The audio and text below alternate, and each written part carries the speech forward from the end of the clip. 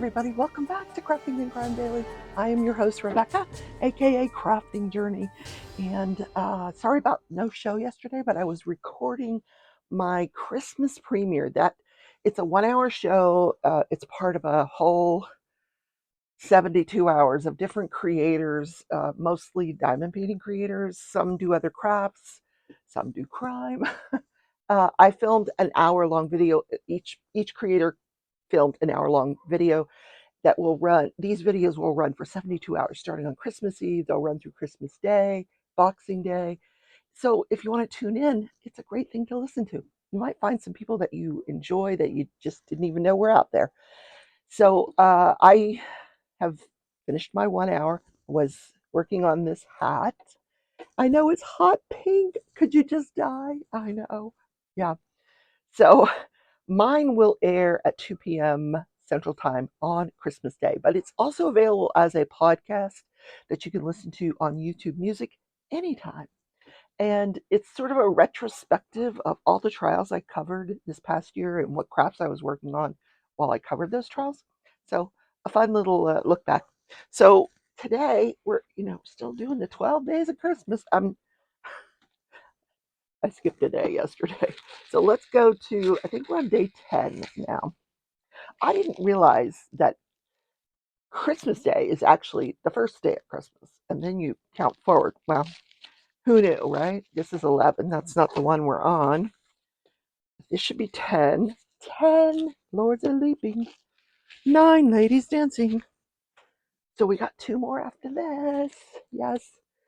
I just, the hat's a little heavy, so it kind of tilts one way after a little while.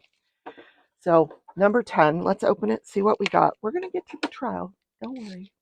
We'll get there. I'm charging my electric trike because I've got some errands to run. Got to go over to the post office, mail some packages. Ooh, it's hard. What could it be? Oh, wow. You guys. All right. If you're diamond painting, this is like really cool. So it's metal placers that you can put in your pen, a whole set of them. Oh, isn't that nice? There's a 4-placer, a straightener, couple of straighteners, a bendy one, a single placer, 7-placer. That might be a 10-placer there, I think. Is that a 10-placer? I love 10 placers. Oh, no, 9. 9 is just as good. All right. Love this. Oh, wow. Okay. Where am I putting it? Over here. So I'm happy with this Christmas Advent thing. It's really been a lot of fun. That is from Diamond Painting Drills. That set is actually available on her in her store, diamondpaintingdrills.com. The link to that store is down in the description. If you follow that link and look at the merchandise that she has, and something happens to fall in your cart and you buy it, I do make a small commission because you use my link. So, and I appreciate that. So thank you very much. Now let's talk about this trial. So the prosecution actually rested their case late yesterday, and this morning they're doing their oral arguments about, for judgment of acquittal. And I want to give those arguments the time that they deserve and listen to them carefully. So I'm going to talk to you about what happened on Tuesday and Wednesday. So the prosecution put on an expert witness by the name of Damon Robinson, a black man who claims he knew nothing about this case before it was sent to him by the Attorney General. He said he had seen this case in the news, but he didn't realize this, the case that he saw on TV was the case that he would actually had agreed to review on behalf of the Attorney General. Okay. So he's board certified in anesthesia and pain management. And they were trying to slide him in as an EMT, paramedic expert because he had been an EMT over 20 years ago. So the judge was like, I'll let him testify about anesthesia and pain management, but not what these paramedics should or would have done out in the field. So many times the questions were asked, and a lot of times they were objected to by the defense, as outside the scope of his expertise. And I happen to agree. A lot of his testimony was way off base, way off base. Uh, so the prosecution would have to rephrase their question, and your experience, and it was interesting. He was on the stand for like the entire day Tuesday. So his conclusion after reviewing the medical records, the body cam footage, all the stuff that was available to him, his conclusion was that the use of ketamine did play a role in Elijah McClean's death. So he talked about, first of all, after having reviewed the body cam footage, he did not feel like Elijah McClean was suffering from excited delirium and felt that there was no medical reason to give Elijah the ketamine because he was already restrained, which is really not true. I mean, he was struggling the whole time these paramedics were there. The police were struggling to hold him down that entire time. They were waiting for the ambulance to bring the ketamine. So I don't agree with him that Elijah was restrained. And I don't know that over 20 years ago, excited delirium was a thing.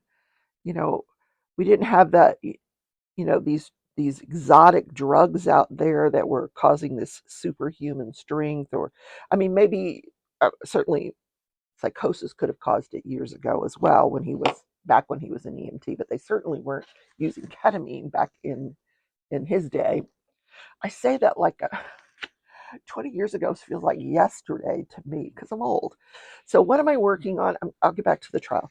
I just wanted to show you because I know you're going to ask, what are you working on, Rebecca? Let me find a picture. I'm doing another gnome square. I'm doing the Christmas candy cane female gnome. So I've just got the corner. This is what I was doing in my live last night. I was finishing up the hat. I made the little pom-poms. Oh my God, these are so much fun to make. They really are. Okay, back to the trial. So he was talking about different dosages of ketamine, and he explained that 500 milligrams which was what was given to Elijah McClean, is 50% more than he should have gotten because his actual weight, based on his actual weight, he should have gotten 325 milligrams. And I'm trying to, he said there's different dosages that you would give pre-hospital versus something in the hospital, where you've got an anesthesiologist there and a nurse anesthetist and an entire team of people. They give doses. The 500 is based on 5 milligrams per kilogram. And that 325 dose would be based on 5 milligrams per kilogram of body weight. But in the hospital, in a setting where if someone happens to have respiratory depression, they're right there with the ET tube and all the stuff that they need to assist that person. So he said what he actually received out in the field was more like 7.5 milligrams per kilogram. And for general anesthesia in a hospital setting, general anesthesia, where they want them to go out, like they use 6.5 milligrams per kilogram. But you got to remember now, if you're getting general anesthesia, you are intubated, and they're knocking you out with the ketamine. But you're intubated, boom, just like that. As soon as you go out, you're intubated. So he was questioned about whether he felt this was the idiosyncratic reaction to ketamine, in other words, we don't know why he reacted this way. And he said, no, I don't think that that's the case. Which, remember, the medical examiner had said this was an idiosyncratic reaction to ketamine. He says, no, no, it wasn't. He didn't think it was an allergic reaction. He was very critical of these paramedics for not doing an assessment and not getting a history. Like, all these pie in the sky ideals that anesthesiologists have in a hospital. They come to you while you're getting ready for surgery, you're getting your IV started, and they come in the room and they get your history and they talk to you about whether you had anything to eat that morning or drink so you don't aspirate. And this, all these questions, and they assess you. They, do a quick assessment of your breathing and your pulse. You can't do that when you're out in the field with a guy that's going nutso with the police. I'm sorry. There was nobody there that could give him a history. Elijah was not going to stop what he was doing, which was resisting the officers, to give them a history. Uh, you know, I think I don't think he should have been allowed to give this testimony. I really don't, because it's just confusing to a jury, I think. Well, maybe not. Maybe they're smart enough to know that, you know, you're in an ideal setting. You're not out in a in a in a in front of an apartment building on the grass where this guy is resisting three different officers, and you get a report that, he went for somebody's gun and he was, no, I'm sorry, no, no. So that was his testimony, kind of in a nutshell. So a nice guy, but not entirely credible, I think. I mean, I think everything he was saying was true if you're in an ideal setting. Now, I'm waiting for the defense to put on their experts to say, okay, this is not an ideal setting, but this is what you're trained to do. They're going to bring back the officer that not is an officer, the firefighter that put this policy, the ketamine procedure, or what do they call it? Not procedure. What did they say it was? Their protocol, the ketamine protocol. They're going to bring him back and probably ask him questions about whether they followed that protocol or not. So this has been a very, very interesting trial, and uh, but slow, really slow, because we've got three different legal teams. We've got prosecution, and we've got a defense team for firefighter paramedic Chuniak, and then we got a defense team for firefighter paramedic Cooper. So the jury could find one guilty, one not guilty. Who knows? Who knows? Interesting, interesting, interesting. So, basically, he said that at the dose of ketamine that they gave him, it increased his risk for respiratory depression. So he was not allowed to comment on what actually did happen out in the field, because the judge had said, no, you're not an expert on that. No, no, no, no, no, no. Okay. Okay. So I know, short show today. Short show. I I'm gonna get on my e-bike and head up to run a few errands. Got to go to the post office, and we're expecting rain for the weekend, all day tomorrow, all day. It's just going to be a horrible weekend. So I'm going to get my errands all done today, and then get the bike back locked up in the vault. I call it the vault. It's the shed in the back, but it's a vault. They ain't getting that bike. No way. I'm sorry the show's so short today. I really do apologize. I wish I had more to talk about with you. Actually, I do. There is one more thing I want to talk to you about. For those of you that are still here, Ethan Crumley, he was sentenced last week, I think. He was sentenced to life without the possibility of parole. The only discretion that the judge had was whether he would be allowed parole someday or not allowed parole. And that's associated with the Oxford school shooting that happened up in Michigan, where he opened fire and killed 4 students. Well, his parents were arrested shortly thereafter and charged with involuntary manslaughter because they didn't get him the medical.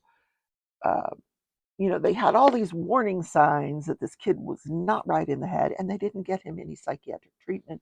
They, in fact, the opposite. They gave him a gun for Christmas that year. Craziness. And then they were trying to flee the country, which is evidence of guilt. So they've been sitting in jail for over a year, and they were back in court yesterday for apparently, when they first came into the court, they were represented by the same law firm. And this is Jennifer and James Crumley. So James had one lawyer from the law firm, and Jennifer had another lawyer from that law firm.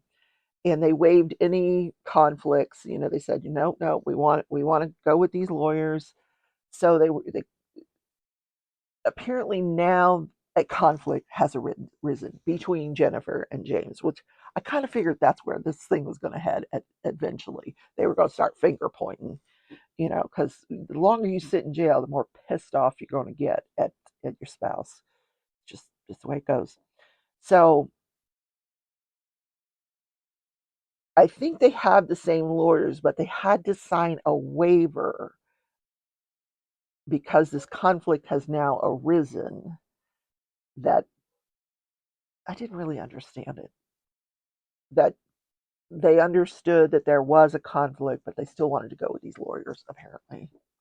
And it was different lawyers, but I think the main lawyers that represent them were maybe not available for this particular motion hearing.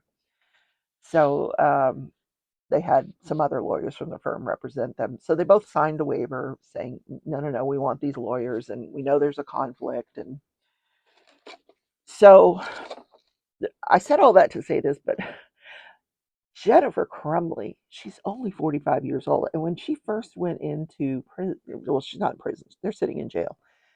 When she first went into jail, she looked pretty good, for 45.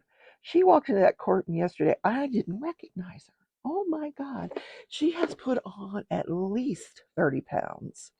She must be liking that jailhouse food because she put on a lot of weight and has gone completely gray at 45.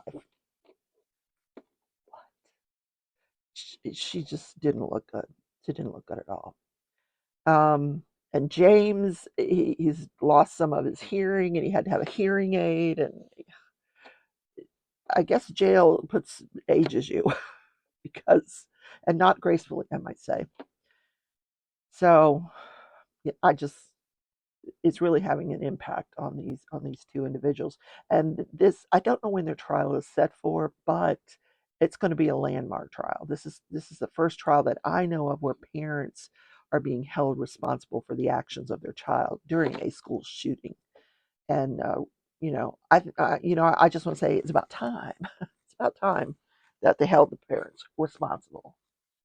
Yeah. All right, guys, that's the show for today. Go Christmas shopping, and I will see you tomorrow in Crafting and Crime Daily. Goodbye, everybody.